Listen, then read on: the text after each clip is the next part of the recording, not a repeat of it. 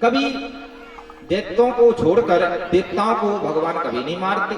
भगवान का ये पक्षपात कैसे? और हमने सुना है भगवान समदर्शी हैं। अगर वह समदर्शी हैं तो ऐसा भेद क्यों कि देवताओं की रक्षा करते हैं, राक्षसों का वध करते हैं, फिर उनके लिए समदर्शी कैसे कहा जाए? तो सुखदेव जी महाराज जी ने कहा वास्तव में भगवान तो समदर्शी ही हैं, परंतु जब जिस गुण की वृद्धि करते हैं भगवान, 3 गुण है, रजोगुण, सतोगुण और तमोगुण। तो सतोगुण प्रधान देवता है, सतोगुण प्रधान ऋषि हैं, सतोगुण प्रधान देवर्षि हैं, संत हैं, और सतोगुण प्रधान है भगवान के भक्त आप सब। और तमोगुण प्रधान होते हैं दैत्य राक्षस। तो भगवान जिस समय सतोगुण की वृद्धि करते हैं तो तमोगुण को दबाते हैं, तमोगुण ऊपर ना आ पाए, तमोगुण सतोगुण पर भारी ना हो सके। तमोगुण प्रधानों का अर्थात राक्षसों का भगवान वध कर देते हैं, और सतोगुण प्रधान देवताओं की, मनुष्यों की, भक्तों की, संतों की भगवान रक्षा करते हैं। एक गुण का प्रभाव है। इसलिए भगवान ने, और तुम कहते हो महाराज परीक्षित कि भगवान पक्षपात करते हैं। भगवान अगर पक्ष लेते हैं तो धर्म का ही पक्ष लेते हैं, अधर्म का पक्ष कभी नहीं लेते। और जहां पर धर्म का पक्ष भगवान ले लें तो धर्म की जय हो जाती है। वास्तव में धर्म की ही जय होती है, अधर्म की कभी विजय नहीं होती। देखने में लगता है कि अधर्म बढ़ रहा है, परंतु उसकी सीमित है, कुछ समय बाद अधर्म नष्ट हो जाएगा। लेकिन धर्म तो हमेशा वृद्धि की ओर प्राप्त होता है, हमेशा ही बढ़ता रहता है। धर्म को मिटाने के लिए बहुत से लोगों ने कोशिश की। हिरण्याक्ष आदि राक्षसों ने धर्म को मिटाने की कोशिश की। हिरण्यकश्यप राक्षस जैसे दुष्टों ने धर्म को मिटाने की कोशिश की, लेकिन वह धर्म मिटा नहीं, क्योंकि वह तो सनातन है, सबका मूल है। मूलमिहि विष्णुर्देवानां यत्र धर्म सनातनः। भगवान विष्णु जिसकी जड़ है, भगवान विष्णु जिस धर्म के मूल केंद्र हैं, उनको कौन बिगाड़ सकता है, कौन मिटा सकता है? हिरण्यकश्यप बड़ा अत्याचारी था, धर्म के पीछे पड़ गया, उसका कोई सामना करने वाला नहीं था। लेकिन उसके घर में ही भगवान ने भक्त प्रहलाद को जन्म दे दिया।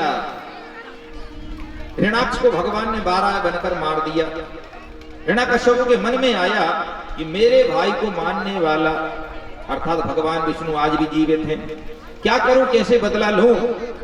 माता कहती तुझे शर्म नहीं आती, तेरे भाई को मारने वाले विष्णु आज भी हैं, तू जाकर युद्ध क्यों नहीं करता?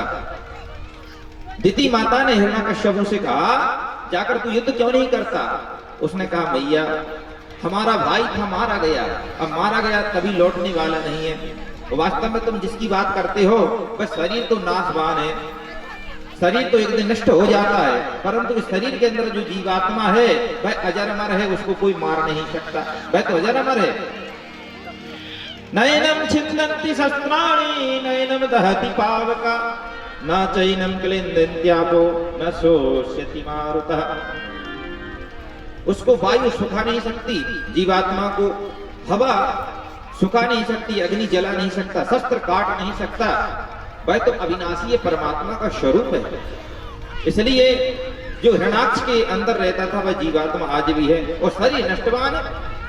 पंच रचिते यति अधम शरीरा चिति जल पावक गगन समीरा।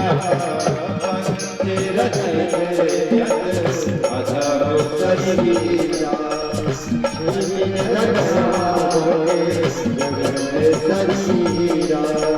पंच रचिते यति अधम शरीरा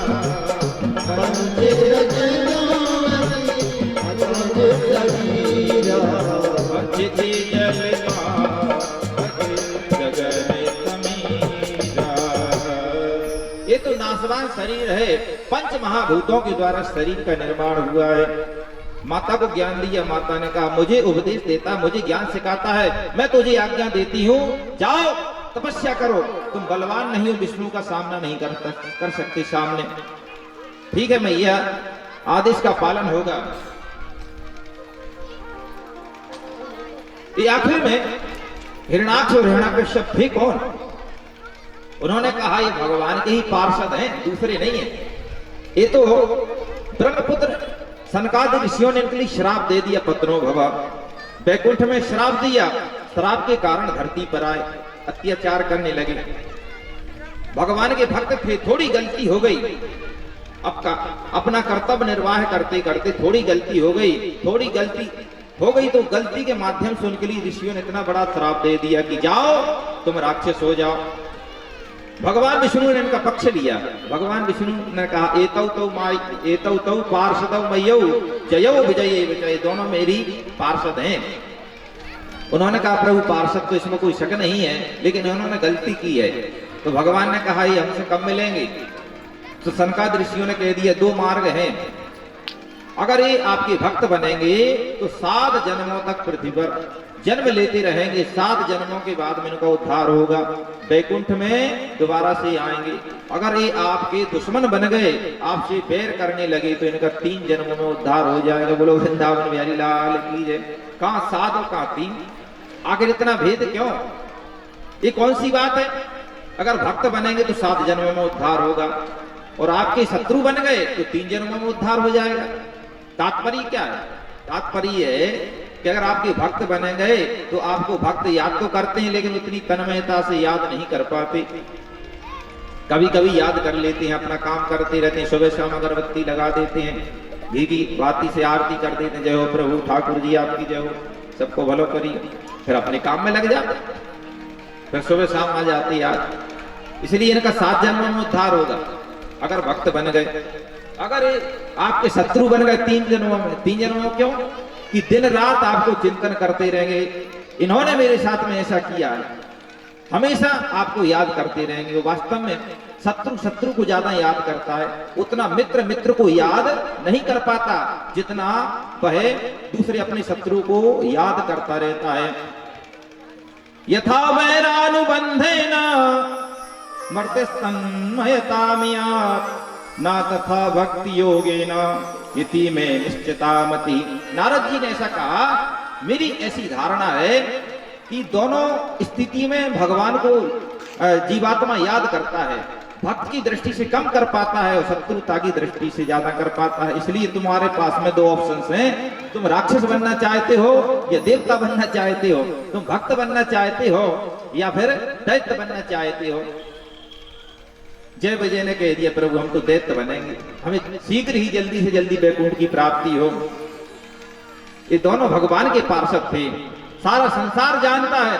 अरे द्वारपाल हरि के प्रिय दो, द्वारपाल हरि के प्रिय ओ, द्वारपाल हरि के प्रिय दो, जय विजय जान सबको, जय विजय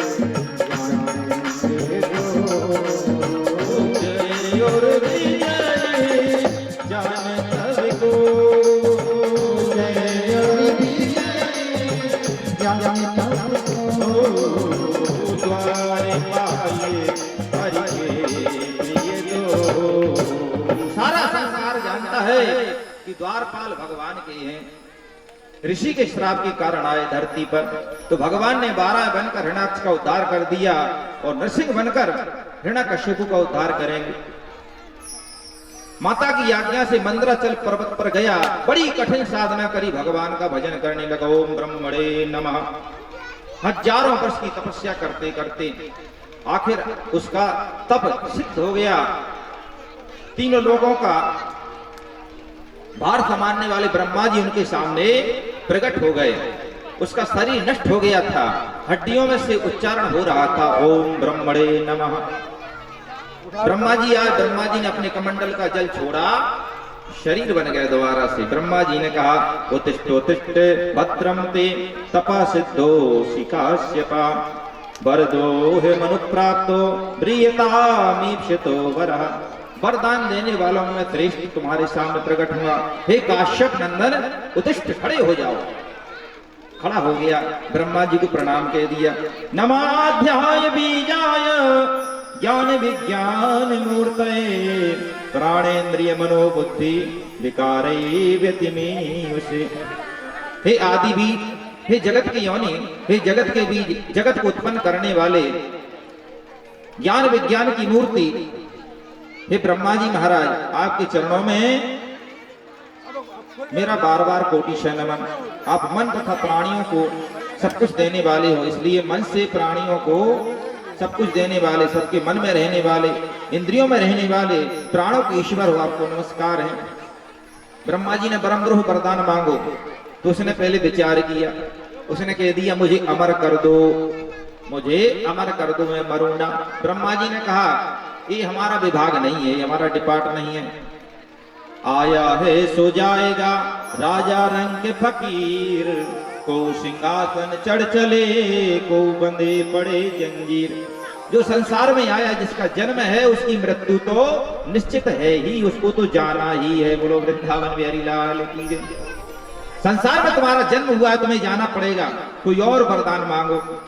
बड़ा चालाक था, उसने कह दिया ठीक है, अगर अमरता का वरदान हमें नहीं देते मृत्यु लोक में, तो हम जो मांगे वह तुम दे दो। ब्रह्मा जी ने कहा मांगो। उसने कह दिया नान्तर बहिर्दिवानक्त मन्यस्मादपि चायुधै, ना भूमौ नाम्बरे मृत्युर ना नरे ना मृगैरपि। मेरी मृत्यु ना भूमे ना भूमौ नाम्बरे, ना मेरी मृत्यु भूमि धरती पर हो, ना आकाश में हो, ना नरई किसी मनुष्य के द्वारा मेरी मृत्यु न हो, ना मृगई ना किसी जानवर के द्वारा मेरी मृत्यु हो, ना दिन में ना देवो, ना दिन में मेरी मृत्यु हो, ना रात्रो ना रात्रि मृत्यु हो। घुमा फिरा कर ऐसा वरदान मांगा। बोलो वृंदावन बिहारी लाल की जय। यहाँ तक कि आपके बनाए हुए 12 महीनों में मेरी मृत्यु ना हो। ब्रह्मा जी सोच में पड़ गए। ब्रह्मा जी के हृदय में बैठे ठाकुर जी ने कह दिया दे दो। अब राक्षसों के पास में इतनी बुद्धि है, तो बुद्धि को बनाने वाले हम हैं, हिसाब कर लेंगे कैसे मारेंगे। बोलो वृंदावन बिहारी लाल की जय। ब्रह्मा जी ने कहा ठीक है, तुम्हारा ठाकुर जी काम है, तुमने कह दिया तो मैंने दे दिया। तथास्तु वरदान लेकर घर आया। राक्षसों की मीटिंग लगी। राक्षसों ने कहा तुम पावरफुल हो गए, इलेक्शन जीत कर आए हो, जो तुम चाहो वह कर सकते हो, क्या करें, चलो देवलोक पर चढ़ाई कर दो। बोलो वृंदावन बिहारी लाल की जय। देवलोक देवताओं के लोक में गया, इंद्र को जीत लिया, बड़े बड़े वरुण कुबेर दिक्पाल आदि को जीत लिया। सभी उनकी आज्ञा का पालन करने लगे, कोई सामना करने वाला नहीं था। कौन सामना करे? भगवान ने सोचा त्रिलोकी में ऐसा कोई व्यक्ति नहीं है जो हिरण्यकश्यप का सामना कर सके। लेकिन भगवान की लीला, उसके 3 पुत्र थे, लाद अनुलाद संलाद। चौथे पुत्र में भगवान की कृपा से प्रहलाद हुए। देवराज इंद्र ने कयादु का हरण भी किया था। जिस समय वह तपस्या करने के लिए गया था, तो नारद जी के आश्रम में कयादु मैया रही। नारद जी उनके लिए पट्टी पढ़ाते रहे, भगवान का भजन कराते रहे। गर्भ में प्रहलाद जी थे, नारद जी भगवान की कथा सुनाते रहे। तो गर्भ में रहने वाला बालक भगवान की भक्ति करने लगा। जब जन्म हुआ उस बालक का, प्रहलाद जी का, तो भगवान का भजन करते उसका जन्म हुआ। बोलो वृंदावन बिहारी लाल की जय। तपस्या करने के बाद जिस समय हिरण्यकश्यप आया, भैया कयादु ने उनका स्वागत किया। उन्होंने कहा छोटा पुत्र प्रहलाद है। प्रहलाद जी ने नमस्कार किया। हिरण्यकश्यप ने गुरुदेव शुक्राचार्य के पुत्र संड अमर्क के लिए बुलाकर, संड और अमर्क जिनके नाम हैं, उनको बुलाकर कह दिया हमारे पुत्र को पढ़ा दो। उन्होंने कहा ठीक है। तो हिरण्यकश्यप को विद्यालय था, वहां पर कोई वेद की पढ़ाई नहीं होती थी, अंग्रेजी की पढ़ाई नहीं होती थी, दैत्यों वाली लड़ाई झगड़ा की पढ़ाई होती थी, छीना छट्टी की पढ़ाई होती थी। ये पढ़ाई पढ़ाओ। प्रहलाद जी आश्रम में गए तो प्रहलाद जी ने कहा पढ़ाओ गुरुदेव। तो उन्होंने कहा बोलो आ। प्रहलाद जी बोले आ माने क्यों? आ किसका नाम है? आप किसको संबोधित करता है? आ का मतलब क्या है? गुरु जी बोले हम तो केवल आ ही जानते हैं। प्रहलाद जी बोले हम बताएं आ माने का? कही हाँ, आ माने अनादि, आ माने अनंत, आदि अनादि अंत रहित हमारे ईश्वर ठाकुर जी हैं, उनका भजन करना चाहिए। बोले गा। प्रहलाद जी बोले गा माने क्या होता? गुरु जी बोले गा माने गधा। बोलो वृंदावन बिहारी लाल की जय। प्रहलाद जी बोले गा माने गधा नहीं होता, गा माने गणेश, गा माने गंगा, गा माने गीता, गा माने गौरी। भगवान के नाम लो। गुरुजी ने कहा ये तो भगवान का बना बनाया भक्त है, हमारे लिए पढ़ाने लगा, हार जाएंगे। बहुत दिनों पढ़ने के बाद में जिस समय प्रहलाद जी अपने घर में आए, हिरण्यकश्यप ने प्यारे गोद से अपनी गोद में लिया, मुख चूमा, कह दिया पुत्र क्या पढ़ाई करके आए मुझे बताओ। प्रहलाद जी बोले पिताश्री बताएं कि यहाँ तत्साधु मन्ये सुरवरीय देहिनाम सदा समुद्यग्नि दिया मसद्ग्रहात् हित्वात्म पातम गृहमंद कूपम वनम गतो यद हरिमात्रेत वनम गतो यद हरिमात्रेत। पिताजी ये संसार कूप है, अंधा कूप है, ऐसी